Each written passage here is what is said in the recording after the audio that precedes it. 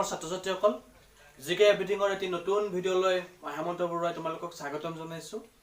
আজি আমি দশমমান শ্ৰেণীৰ গণিতৰ ত্ৰিকোণমিতিৰ অধ্যায় আমি পাঠদান কৰিম আৰু এই পাঠদান কাৰ্যসূচী চলাই নিব মোৰ সময়ৰ মৰমৰ প্ৰাক্তন ছাত্ৰ বৈদ্যনাথ বৰ্মনে। মই তেখেতক আজিৰ এই পাঠদান কাৰ্যসূচী চলাই নিবৰ কাৰণে আহ্বান জনাইছোঁ। নমস্কাৰ, মই এজন ছাত্ৰ। মই গণিত পঢ়ি ভাল পাওঁ।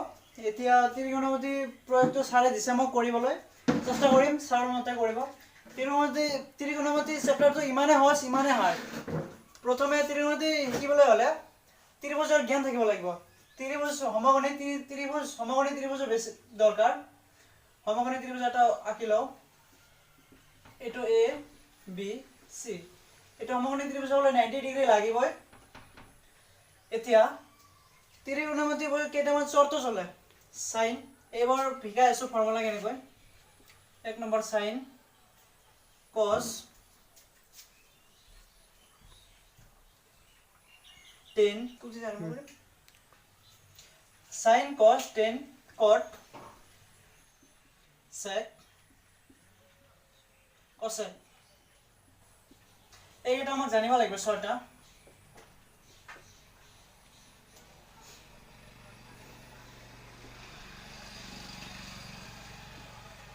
সাইন, এতিয়া সাইন চলক লম্ব বাই কৰ্ণ। সমকোণী ত্ৰিভুজত এইটো কৰ্ণ লম্ব, এইটো ভূমি। এইকেইটা জানিব লাগিব, নিয়ম নাজানিলে নহ'ব। সাইনটো ফৰ্মুলা আছে। ফৰ্মুলা সাইন চলক প্ৰথমে লম্ব বাই কৰ্ণ সাইন 1 নম্বৰ। সাইন আমি এ থিতা বুলি কম। এইটো এ কোণটো থিতা ধৰি লওঁ। এই কোণটো থিতা কোণ।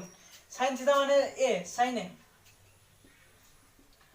এতিয়া সাইনের লম্ব বাই কর্ণ, লম্ব কোণটো লম্ব বাই কর্ণ।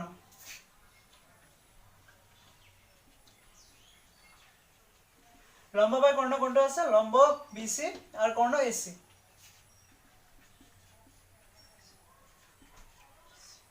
সাইন, তার পিছত আহিল কস।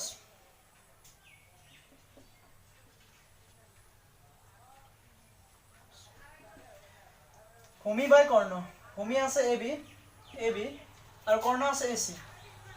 ভূমি বাই কর্ণ।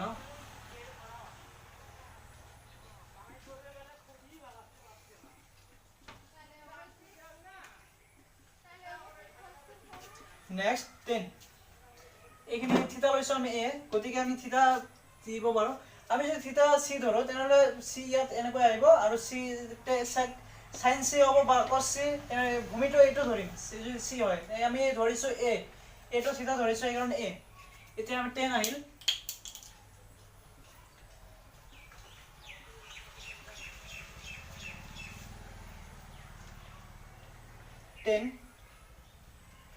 লম্ব বাই কর্ণ, আমি জানো লম্ব বাই কর্ণ। 10 উল্টা কট, 10 উল্টা কট।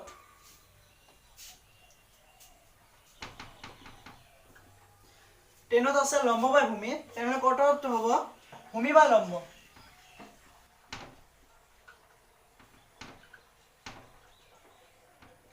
ভূমি বাই লম্ব কি কি আছে? ভূমি আছে এবি, এবি, লম্ব আছে বিসি, লম্ব আছে বিসি, এই যে বিসি। এতিয়া এইখিনি জানিব লাগে। আকৌ এবাৰ কৈছো, সাইনৰ উল্টা কসেক, কসৰ উল্টা সেক, টেনৰ উল্টা কট। সাইনত আছে লম্ব বাই কর্ণ, কসত আছে ভূমি বাই কর্ণ, টেন আছে লম্ব বাই ভূমি। এতিয়া কসেক, কসত আছে কর্ণ বাই লম্ব, সেকত আছে কর্ণ বাই ভূমি, কটত আছে ভূমি বাই লম্ব। এইখিনি জানিব লাগিব। অঙ্ক কৰিবলৈ গ'লে এইখিনি জানিব লাগিব পাৰ্মানেণ্টলি। এতিয়া আমি অঙ্ক আৰম্ভ কৰোঁ। এতিয়া আমি পাঠৰ ফালে গতি কৰোঁ। অনুশীলনী 8.1-ৰ 1 নম্বৰটো আমি চাওঁ। দিয়া আছে ত্ৰিভুজ এবিসি ত্ৰিভুজৰ বিলকোণ সমকোণ আৰু এবি 24 সেন্টিমিটাৰ, বিসি 7 সেন্টিমিটাৰ। এতিয়া আমাক ত্ৰিভুজ এটা আঁকি ল'ব লাগিব। নাই যেহেতু দিয়া সমকোণী ত্ৰিভুজ আঁকিব লাগিব। প্ৰথমে এ বি সি ত্ৰিভুজ এবিসিৰ কোণ বি কোণটো 90 ডিগ্ৰী সমকোণ তাৰ পিছত এবি 24 সেন্টিমিটাৰ এবি 24 সেন্টিমিটাৰ অলপ মেজাৰমেন্টটো সৰু হৈছে বিসি 7 সেন্টিমিটাৰ হলে তে পাঁচ দিয়া উলিয়াব লাগিব এক নম্বৰ সাইন আৰু কোসেৰ মান উলিয়াব লাগিব আমি আলোচনা কৰা ফৰ্মুলা বিলাকৰ পৰা ওলাব চাও কেনেকৈ ওলাই চাও আমাক দিয়া আছে ত্ৰিভুজ সমকোণী ত্ৰিভুজৰ পৰা দিয়া আছে এবি এৰ মান দিয়া আছে আৰু বিসি এর মান দিয়া আছে এবি এর মান দিয়া আছে 24 সেন্টিমিটার বিসি এর মান দিয়া আছে 7 সেন্টিমিটার এতিয়া কথা হল এসি এর মান তো দিয়া নাই আমাক উলিয়া লব লাগিব এসি এর মান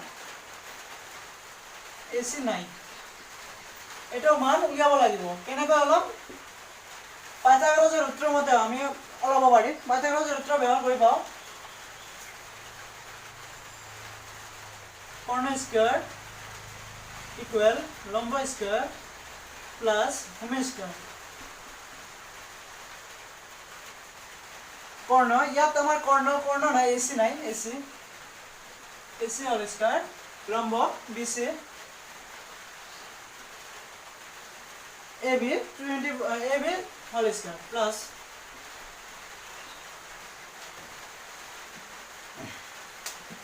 উলিয়াব লাগে AC এই দুটাৰ মানটো দিয়া আছে প্ৰথমে আমি বহাই লওঁ BC এর মান 7 সেন্টিমিটার প্লাস 24 সেন্টিমিটার AC এর মান AC whole square 7 into 7 square 7 into 7 49 plus 24 576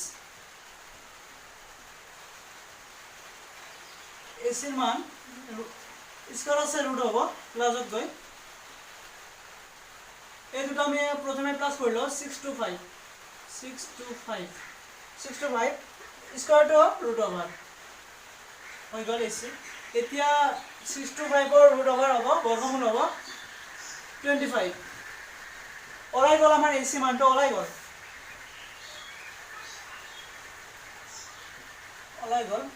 এতিয়া দিয়া মতে আমাক উলিয়াব লাগে সাইন আৰু কোসে ইয়া দাও সাইন আৰু কোসে সাইনে আমাক উলিয়াব লাগে সাইন এ এইটো থিতা কোণ প্ৰথমে হৈছিল থিতা সাইন এ লম্ব বাই কৰ্ণ দেখাইছিল লম্ব বাই কৰ্ণ মনত ৰাখিব লাগিব এই যাই গল লম্ব বাই কৰ্ণ এতিয়া লম্ব আছে আমাৰ বিসি কৰ্ণ আছে এসি মান বহুৱাই দিলা হ'ল লম্ব আছে 7 সেন্টিমিটার পিসি আছে এসি আছে 25 সেন্টিমিটার লম্ব বাই কর্ণ উলিয়া গল আমার সাইনে এতিয়া উলিয়াব লাগে কোসে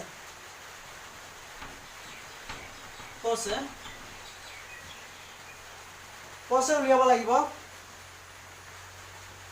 কোসে ভূমি বাই কর্ণ ভূমি আছে আমার এবি ভূমি আছে এবি আর কর্ণ আছে এসি এবি আছে 24 সেন্টিমিটার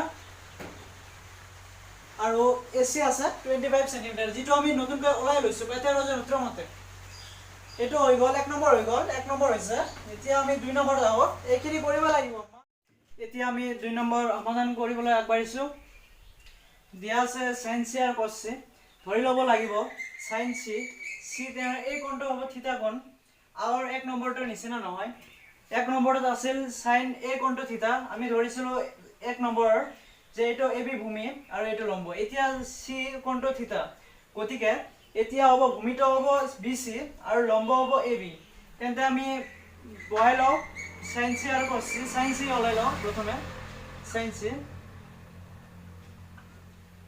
লম্ব বাই কৰ্ণ লম্ব এইটো হ'ব এবি আর কর্ণ হবো কর্ণ তো একে 25 সেন্টিমিটার এসি মান দিয়া আছে এবির মান দিয়া আছে 7 সেন্টিমিটার, এবি এর মান দিয়া আছে 24 সেন্টিমিটার আৰু কৰ্ণৰ মান দিয়া আছে 25 সেন্টিমিটার।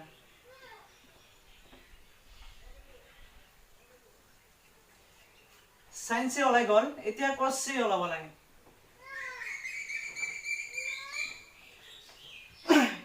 ঠিক তেনেকুৱা সিকনটো থিতা ভূমি বাই কৰ্ণ হ'ব। ভূমি বাই কৰ্ণ, ভূমি BC আৰু কৰ্ণটো আছে AC। ভূমিটো লিখো, ভূমি BC কৰ্ণ AC। BC 7 সেন্টিমিটাৰ আৰু কৰ্ণ 25 সেন্টিমিটাৰ। এই আমাৰ অংক সমাপ্ত হল, এইখিনি লিখিলে হ'ব। সেন্টিমিটার সেন্টিমিটার কাটা, গতিকে আমি নিলিখিলেও হ'ব, মানে নিলিখিলে কাটা যাব, মুছাই দিও এইটো। এইখিনি হল আমাৰ অংক সলভ, এনসাৰ। এইখিনি আমাৰ অংক।